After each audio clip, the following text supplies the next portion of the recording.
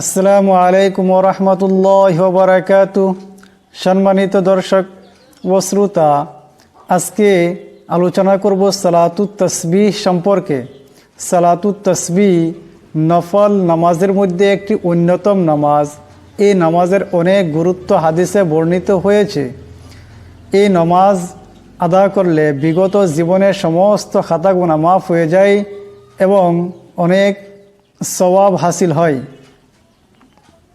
তাই আজকে আমরা সালাতুত তাসবিহ নামাজ কিভাবে আদা করতে হয় সম্পূর্ণ শিখে নেব ইনশাআল্লাহ। সালাতুত তাসবিহ সম্পর্কে বলা হয়েছে যে নফল নামাজগুলোর মধ্যে সালাতুত তাসবিহ অন্যতম।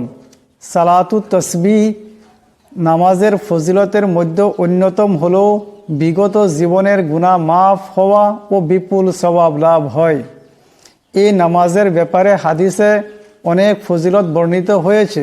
আব্দুল্লাহ ইবনে আব্বাস রাজিয়াল্লাহু তাআলা আনহু থেকে বর্ণিত, তিনি বলেন, রাসূল সাল্লাল্লাহু আলাইহি সাল্লাম আব্বাস ইবনে আব্দুল মুত্তালিবকে বলেছেন, হে চাচা, আমি কি আপনাকে শিখিয়ে দেব না? আমি কি আপনাকে প্রদান করব না? আপনি 4 রাকাত নামাজ পড়বেন। এই নামাজটি কিভাবে পড়তে হয় তার সম্পূর্ণ বিতং আমি আলোচনা করছি, আপনারা খুব ধ্যান দিয়ে শুনবেন। এই নামাজের জন্য অত্যন্ত গুরুত্বপূর্ণ একটি দোয়া হলো সুবহানাল্লাহি ওয়ালহামদুলিল্লাহি ওয়ালা ইলাহা ইল্লাল্লাহু ওয়াল্লাহু আকবার। এই দোয়াটি এর বাংলা উচ্চারণ এখানে দেওয়া হয়েছে, সুবহানাল্লাহি ওয়ালহামদুলিল্লাহি ওয়ালা ইলাহা ইল্লাল্লাহু ওয়াল্লাহু আকবার। দোয়াটি পড়ার নিয়ম হলো, আপনি প্রথম রাকাতে দাঁড়াইয়া সূরা ফাতিহা ও অন্য একটি সূরা পড়বেন। প্রথম রাকাতে যখন কিরাত পড়া শেষ করবেন তখন দাঁড়ানো অবস্থায় 15 বার এই দোয়াটি পড়বেন, সুবহানাল্লাহি ওয়ালহামদুলিল্লাহি ওয়ালা ইলাহা ইল্লাল্লাহু ওয়াল্লাহু আকবার। এরপর রুকুতে যাবেন এবং রুকু অবস্থায় দোয়াটি 10 বার পড়বেন। এরপর রুকু থেকে মাথা উঠাবেন এবং 10 বার এই দোয়াটি পড়বেন। এরপর সিজদায় যাবেন। সিজদারত অবস্থায় সিজদার তাসবিহ আদা করার পর 10 বার এই দোয়া পড়বেন। এরপর সিজদা থেকে মাথা উঠাবেন, অতঃপর 10 বার এই দোয়াটি পড়বেন। এরপর আবার সিজদায় যাবেন এবং সিজদার তাসবিহ পড়ার পর 10 বার আবার এই দোয়াটি পড়বেন। এরপর সিজদা থেকে মাথা উঠাবেন এবং বসে যাবেন। দ্বিতীয় রাকাতের জন্য দাঁড়াবেন না, বসে যাবেন। বসে আবার 10 বার এই দোয়াটি পাঠ করবেন। এরপর দ্বিতীয় রাকাতের জন্য দাঁড়াবেন।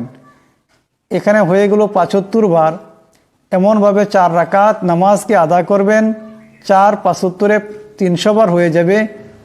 300 বার হয়ে যাওয়ার সঙ্গে সঙ্গেই আপনার 4 রাকাত পূর্ণ হয়ে যাবে। সেটাকে তার সালাতুত তাসবিহ বলা হয়।